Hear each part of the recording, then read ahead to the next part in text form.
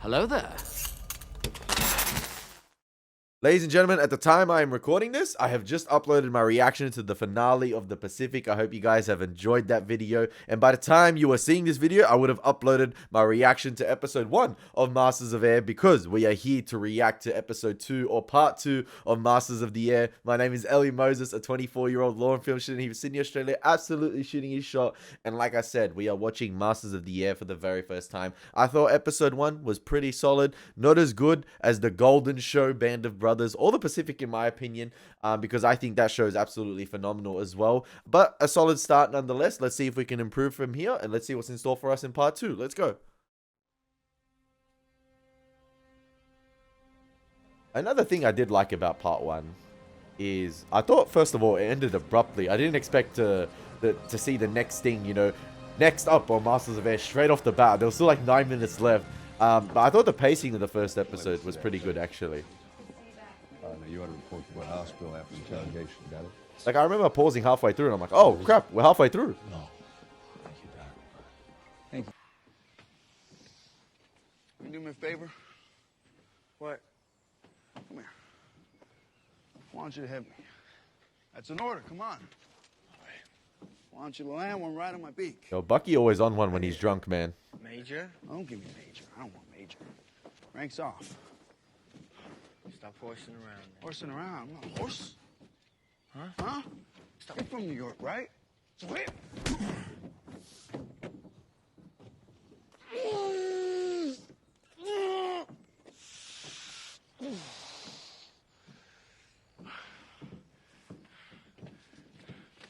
I felt that, Kurt.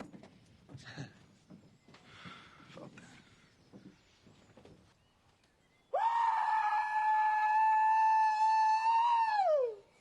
All right, meatball. I gotta meet that goddamn new CO. First thing tomorrow. Today is tomorrow.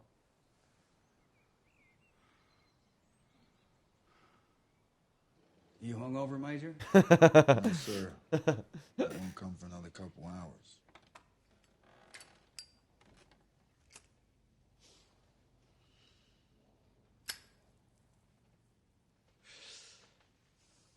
Well, I ain't Colonel Huglin.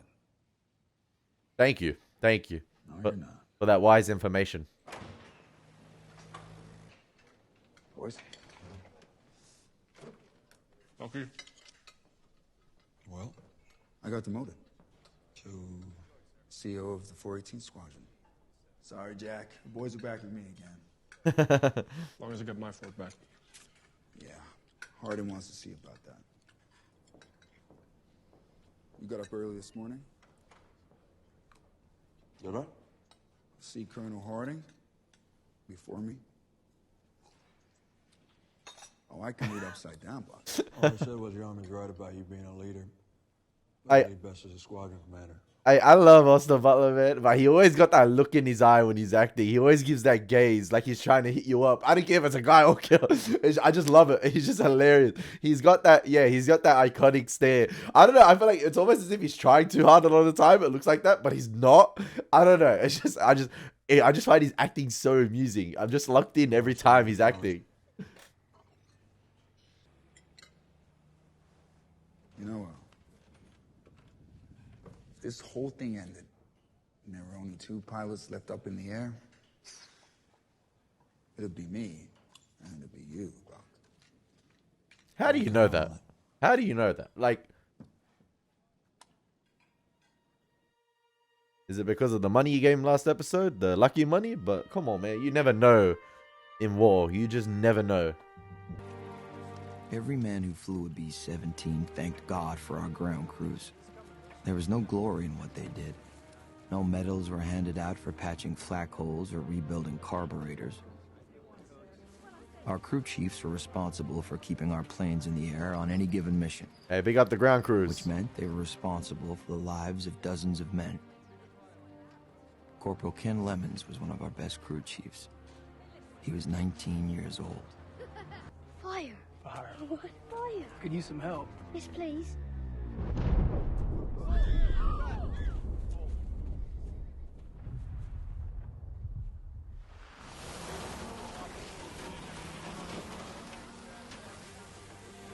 Damn.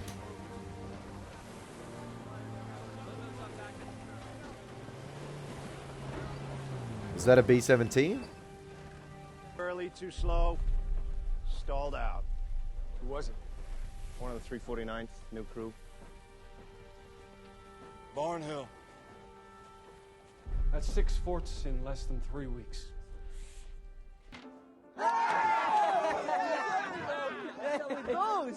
So it goes. You gotta have the worst luck I've ever seen, Cliff. Ooh. Okay. Well, indice me. Yeah, you better. 'Cause if I ever go down, we all go down. Come on. Hey, he was the one praying last episode and telling him to chuck the salt over his shoulder. Alice or Palace? Alice is our dame. Dave. Tommy. I could foresee in future American strategy adjusting due to the unfortunate losses you'll no doubt continue to suffer. Maths.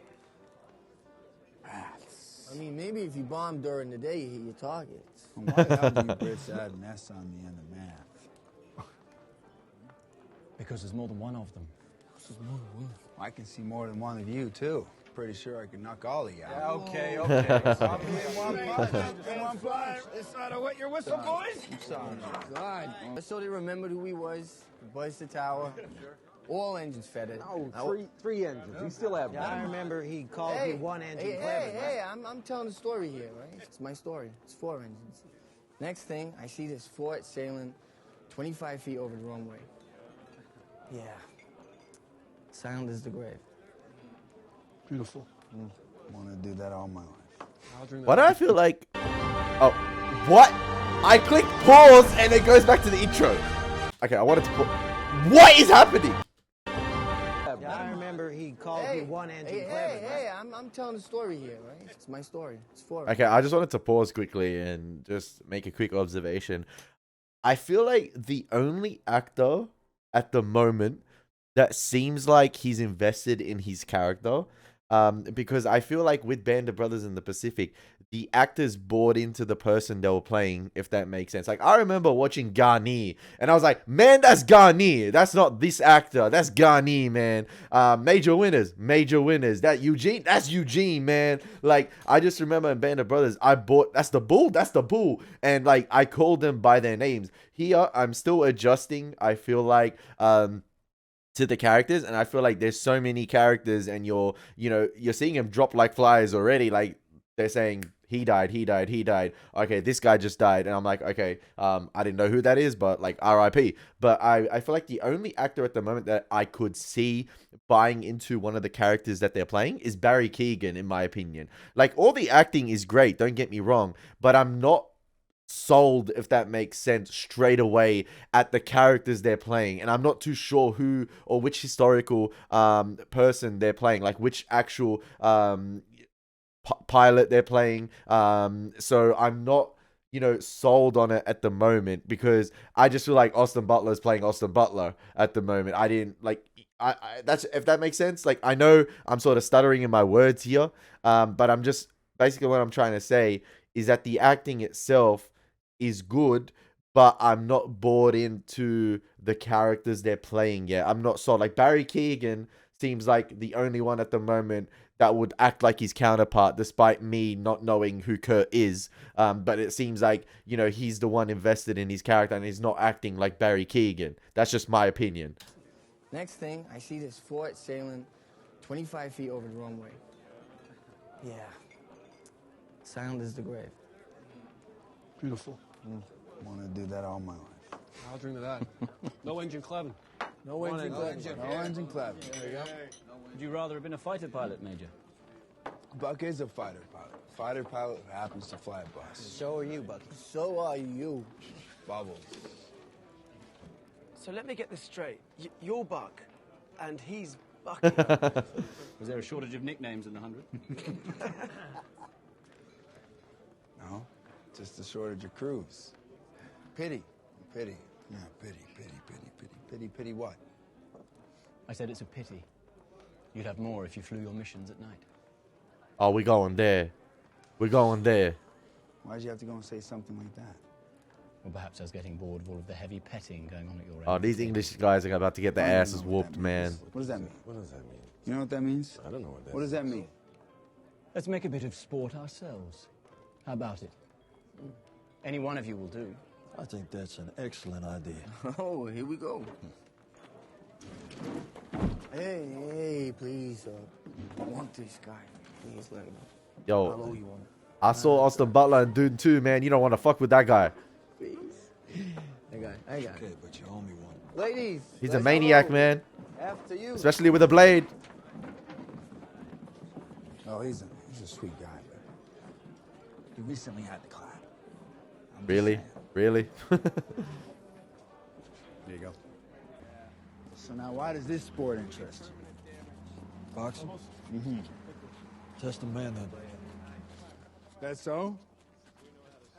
About as true a measure of your will to fight as any, and it's man to man. Well, so you just don't like team sports. How'd you end up commander of a plane leading a squadron in a war where you don't want to be on the losing side and still not like team sports? I just don't lose sleep over whether the pinstripes beat the polka dots. Right, well, we're all just uniforms anyways, you know that? Now, seems you like to do your fighting at night, Brian. Come in underneath. Hey! Ooh, cut with the slip. Okay. Oh! That's that Tank Davis left hand. Damn! All right. Give him some room. Give him some room. Hit the target at night. Oh, shit. Hey, that was gangster. I guess you can hit the target at night. That one! I got anything for you, and it ain't box. I told you, Barry Keegan, man.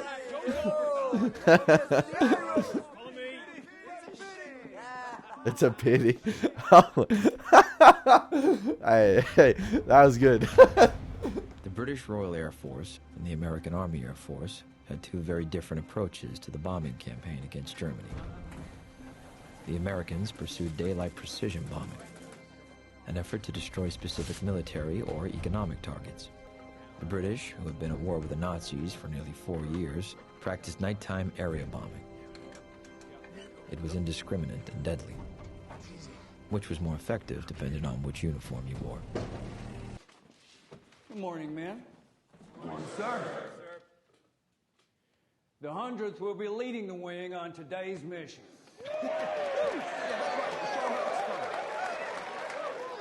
Major Egan will be the wing's command pilot in Blakely's fort. And the target for today is... submarine pens in Trondheim, Norway.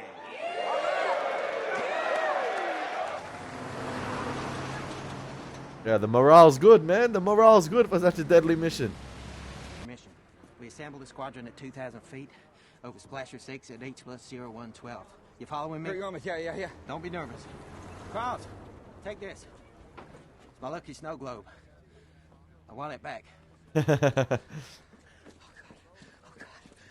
Booster pumps pressure.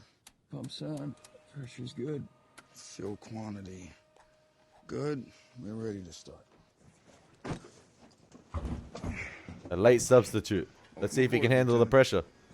Came as quick as I could, Major. All right, well, store your gear and get ready for takeoff. We're not going to be the reason this goes off late. Yes, sir. Starting one. They kicked me out of choir. See, because of Crosby's narration, I said it last episode, I feel like the tension from this plane is completely alleviated because you know he's going to be alright and Major Egan possibly be alright. I think other individuals can get hit by stray bullets. You never know. But yeah. What do you say?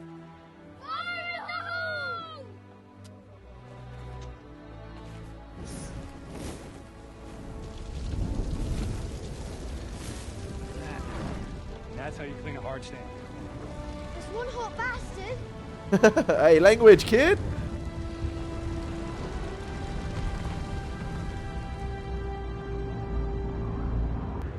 Navigator to command pilot. 95th at 3 o'clock. Roger, Navigator. I have visual. Command pilot to tail.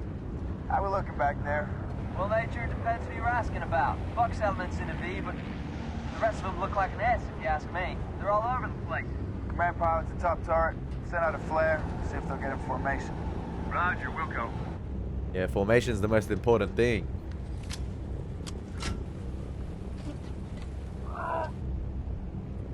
Crosby, heading. Turn right to heading 017. Roger, 017 degrees. Don't F up this time, Crosby. Only at first. It goes away. Just don't tell anyone. Just put your mask on and read the damn maps. Come on.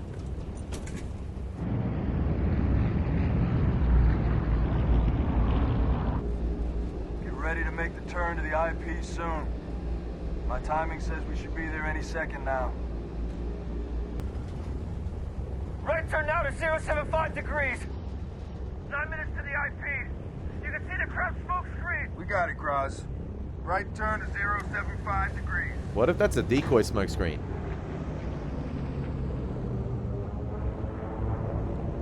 Inbound to the target. Another right turn to 140. Flat. 12 o'clock level. Hang in there, fellas. Almost there. Bombardier to pilot. I got it. I'm guessing the flak itself doesn't... Holding straight on level 155, indicated airspeed. If it's a direct hit, it will cause damage, but I'm guessing it's there to disorientate the planes. Roger, my aircraft. Bombay doors coming open.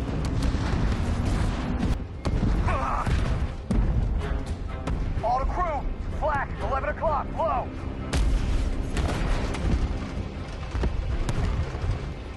Switch the crew, flak 2-3 o'clock level. Okay, well, there's my answer. Peace.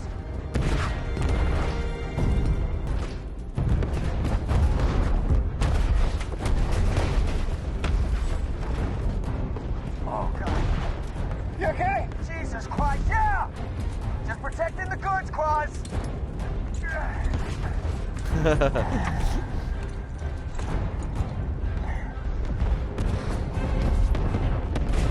Bombs away!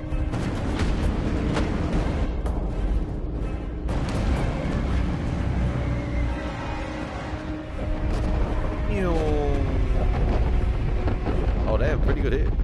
Oh, that's some dodgy CGI right there. That's some wonky CGI. Bomb site secure. Bombardier to pilot, secure plane. Roger that. Navigator to pilot. Another left turn to 106 to the rally point. Roger, Wilco. Suit lead to suit. We got a straggler. We're gonna throttle down and stick with him. Await instructions. Let's slow her down to 130. Yeah, no man left behind. I mean, no plane left behind. But...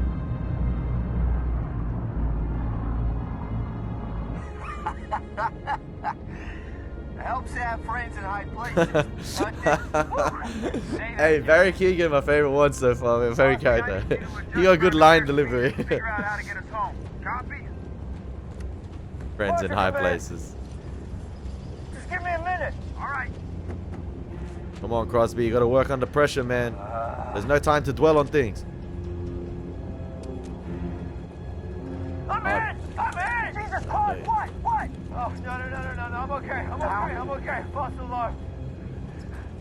Thought it was his brains, man. On it. Coming up, sir.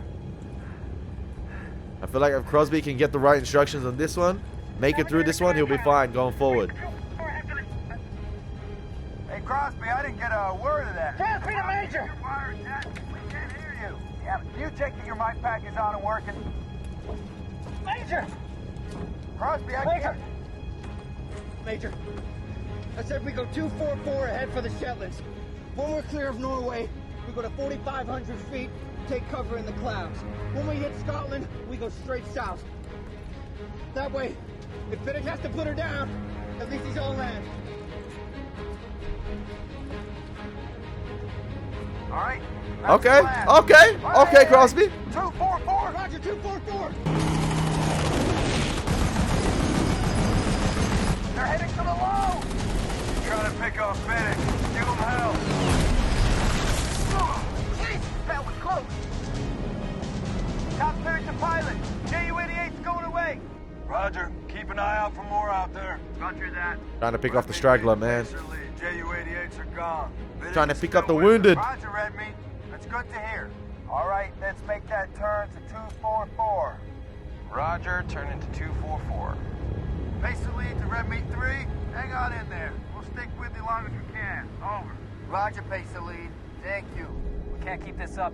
We're setting ducks at half speed. And Kurt and his men will be dead if we don't. We're not leaving them behind. Yes, sir. Fries! Yes. Yes, we are, sir. We're approaching the coast now. Zoot Suit leads to Zoot Suit. We're over Scotland. Let's drop the Devil's Four and see if we can get Red Meat 3 on the ground. Hopefully they're over Scotland. Hopefully.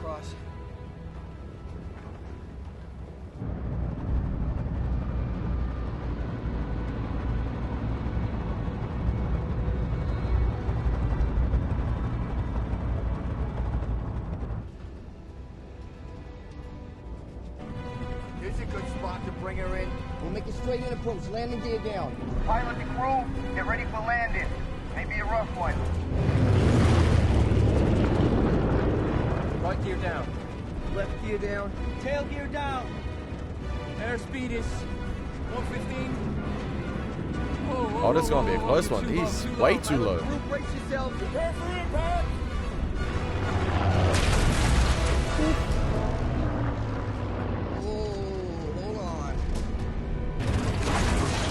Man, I thought that hit would take out the landing gear.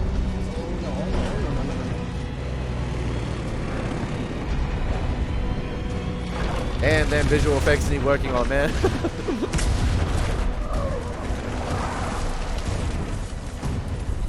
Yes, the show just confirmed that it's Scotland. Let's go, Crosby was right. I mean, I wasn't that bad, right?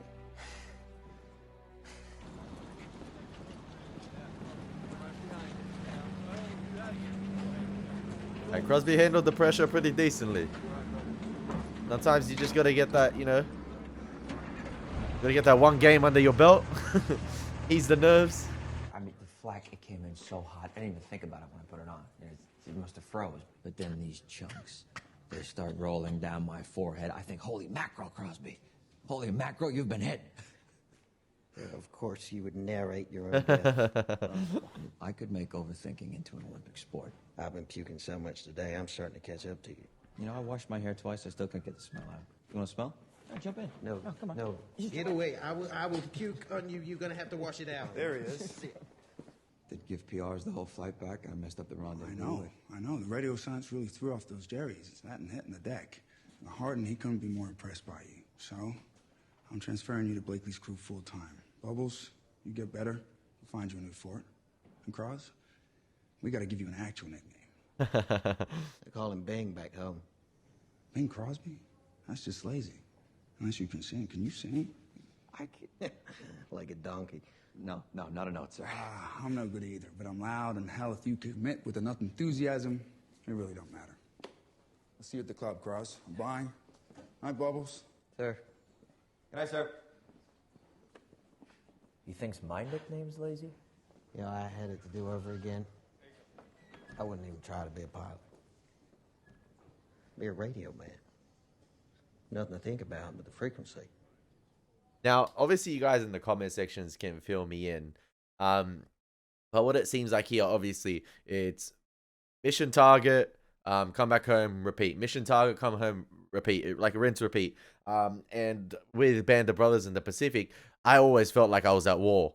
I always felt like I was at war with the characters. That's how immersed I was in the entire experience. And even though the Pacific itself had those downtime episodes, which I loved myself, I loved the Melbourne episode. A little bit of bias right there with the Australian, you know, heritage, but like, I loved the Melbourne episode. I loved the Barcelona and Lena episode, and I love those different aspects of the war that the show explored, especially the psychological aspects. Even with the Melbourne episode, I love the placement of it as the third episode in the series. I believe it was in the Pacific, because you had two hectic episodes in the Pacific theater of war. And the thing is, with the Pacific, it threw you right into the action. It was a short introductory 10 or 15 minutes with the characters themselves, and it threw you right into the thick of things.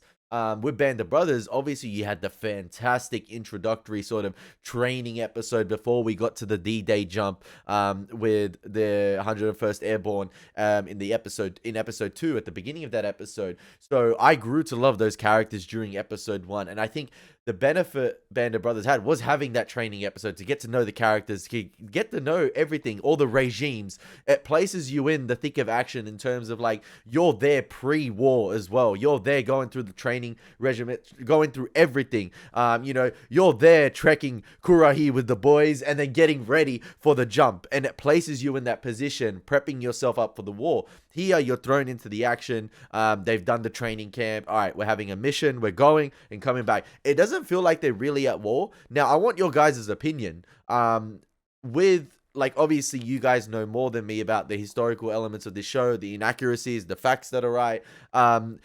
Did these guys, the Royal Air Force, did the pilots themselves, the crew members, did they feel like they were at war a lot of the time? Because I'm feeling sometimes in the reactions here of, you know, the pilots themselves, they're a bit calm in their demeanor, and maybe they're trained to be like that. Maybe they're trained to be like that under all circumstances. Obviously, we're getting Crosby here, who's a bit, you know, having them moments where he's a bit panicky, and, you know, trying to handle the pressures of it. But that's one character. And I feel like with the jump in Band of Brothers, no matter how much training they went through, no matter how many sort of routine jumps you went through during the day, this one, the D-Day one, was at night, you felt as if you were nervous with the characters themselves in Band of Brothers. You almost, like I said, you feel like you were there.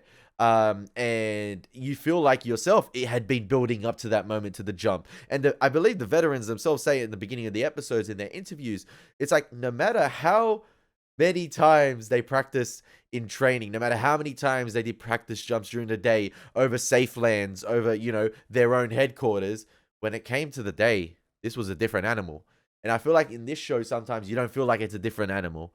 Almost as if it feels routine. And listen, I think some of the technical aspects of the show are brilliant. I think it's well shot. Like I said, it's acted pretty well. But I feel like there's just that one ingredient missing. You guys might not agree with me, but that's what I think. You hold on to it for now. It's working well for you. What did the missus say? She mentioned me? Did she mention you? Nope. Seems to have forgotten. Yes. Say hi to Bubbles for me. Yep. Hey, fuck, is that you? Kurt! Kurt! Yeah, it's Buck and John. Where'd you end up? That's a very, very good question. But we're safe and sound here. Hey, where am I? Where are you? Where am I? In the Devil's Dope, son. In the Devil's Dump, son. Well, people are really swell, and they're looking after us. It turns out that they don't like the English much either. But they like me because I'm Irish. I'm Irish. Hey, my family's Irish. I told you I'm an American, but anyway. Look, Yeah, hold on. Well, look, I made him a bet. What'd you bet? That I can make you laugh in under a minute. $2. $2? Well, that is a sum of money. Yeah, it is. But I'll split it with you. Yes, I can't laugh on you. Can you tell me something funny? Yeah. Tell us a joke. Oh man, that's more pressure than Crosby was up in the air. What's the difference between a hippo and a zippo? I don't know. What's the difference? Well, one's really heavy, the other's a little lighter. Think you hit a bullseye. What's your name? Douglas. James Douglas. Cross. I was pretty gangster. She had the cigarette ready, man. Hell of a shindig. So look, Cross. Logan's moving up to wing. So we're gonna need a new group navigator. I was wondering if you could recommend someone. Boy, that's more of an office job. You're planning the missions, right? You still go out when our group's to leave. Anyone come to mind? Bubbles. Lieutenant Payne, sir. He is great at all of it, but he's really good at planning. You know, he's kind of a genius that way. What about you? Me? Yeah. You did a good job today. No, I mean, look, I was working from Bubbles' charts, and even then it took me forever to pull the group together. Harry, do you mind if I call you Harry? No. You brought the group back home. And you got Biddy to Scotland. Alive. I got lucky. Let's go! Come on, everybody! Bike race to the mess hall. Who's in? I am. Me too. Bike race to the mess hall. Bet any money on this race? Bike. Oh, they weren't lying. Bike race in the mess hall. Has its privileges, boys. Out the way. Got 1 lap for the officer's mess, 2 laps for the enlisted men's mess. When you hear the starter pistol go, are you ready? Hands on handlebars, boys! Oh, this is crazy. This is actually cool. This is gonna get messy, man.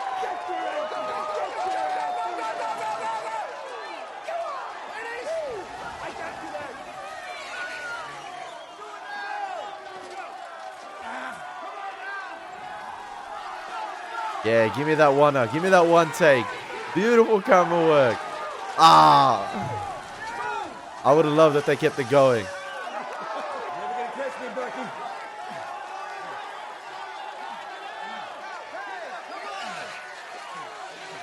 Come on, you give me a hard ass.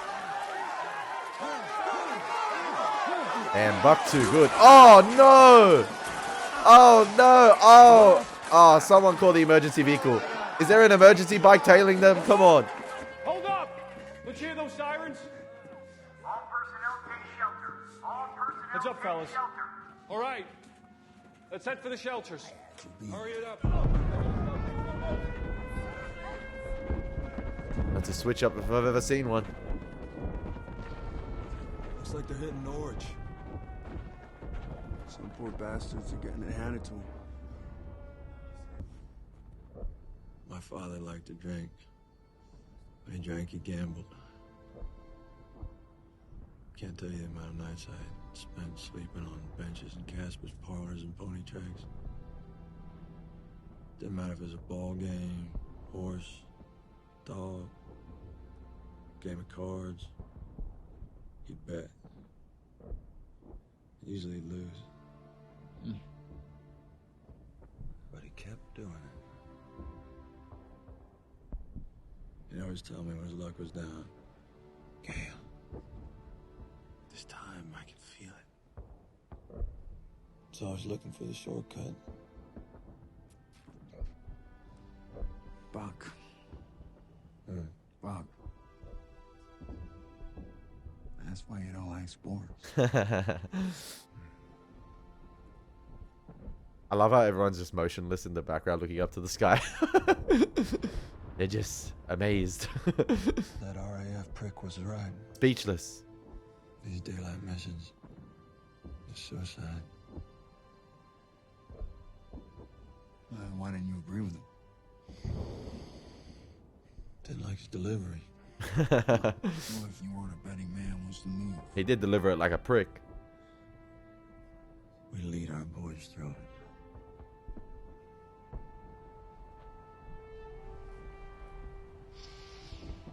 We do.